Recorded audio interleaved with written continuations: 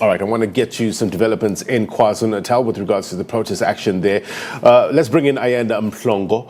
She's live for us in Mooi River. So Ayanda, earlier on we did speak to you with regards to what the current numbers are. You did mention that there were 25 trucks that were torched, 37 arrests. What more are we learning? What's the latest?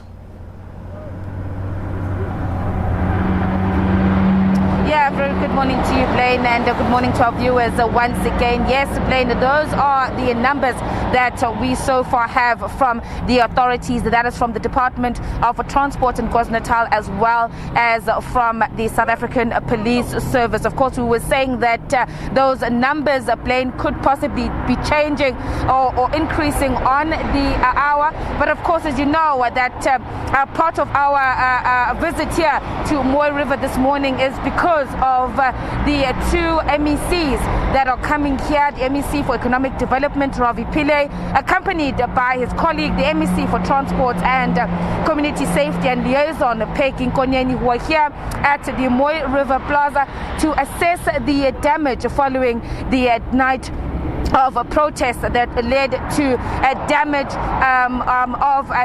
damage and trucks being burnt and also looting in the nearby town. And as we wait for the MECs, they're already in the area. They are receiving a briefing currently. But let's now quickly bring in the spokesperson for the Department of Transport in the province of KwaZulu-Natal, Mr. Ngalane. Mr. Ngalane, thank you so much for agreeing to chat with us. I know that the MECs are on their way and they'll possibly be giving us a briefing in terms of what the current situation is. But very closely, I think a lot of people, motorists especially, have been wanting to know the situation on the N3. We're seeing that traffic is flowing.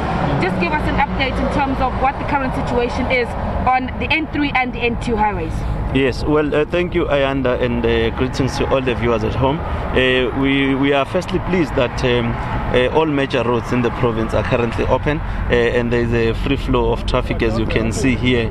But like you have said, the two MECs, MEC for Economic Development and MEC for Transport, they are monitoring the entire province on the instruction of the Premier.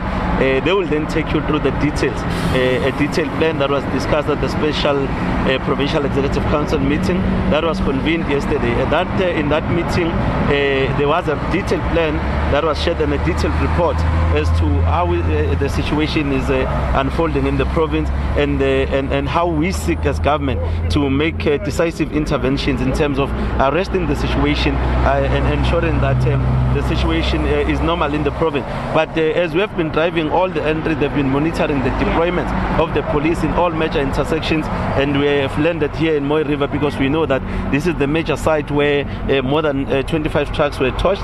But we also want to see ourselves and also be able to start engagement with business sectors, civil society and everybody that is involved, so that as government as well, we are playing a leading role in terms of stabilizing the situation in the province.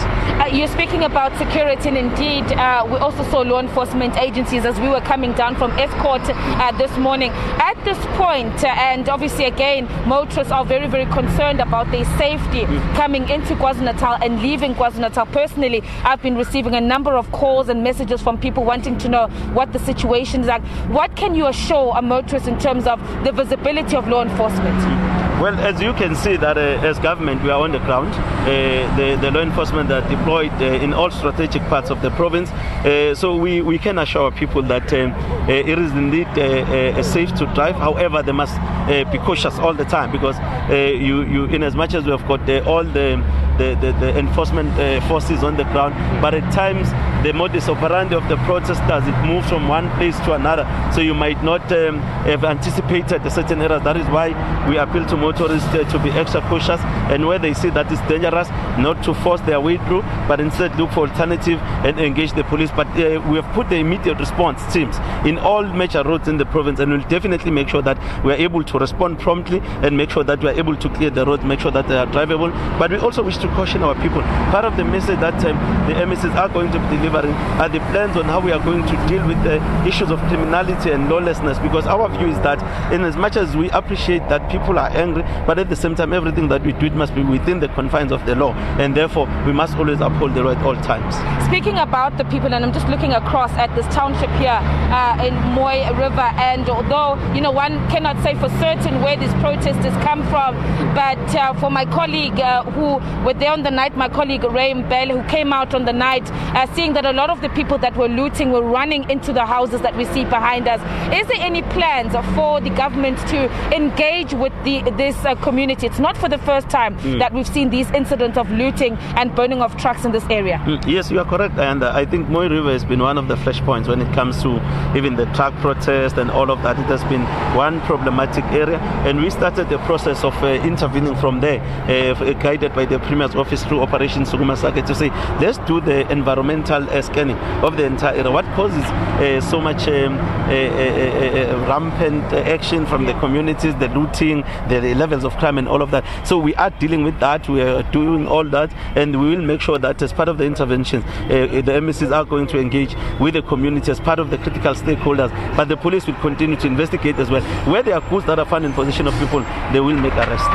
Mr. Ngalani, thank you so much for your time. The spokesperson there of the Department of Transport. I was actually just about to show our viewers about this truck now stopping right in front of us. I wanted to show our viewers. It looks like that is one of the MECs. Let me just move a little bit and ask my colleague Ray Mbele to come with me. It looks like, yes, they are the MECs. We're just going to stand here and not cross the road for the moment because traffic is flowing. You see there in your visuals coming out of their vehicles, the MEC for Transport, Community Safety and Liaison, Peggy Nkonyeni, accompanied by the MEC for Economic Development. They're wearing the black tracksuit, Mr. Ravi Pillay. So they are here to assess the damage.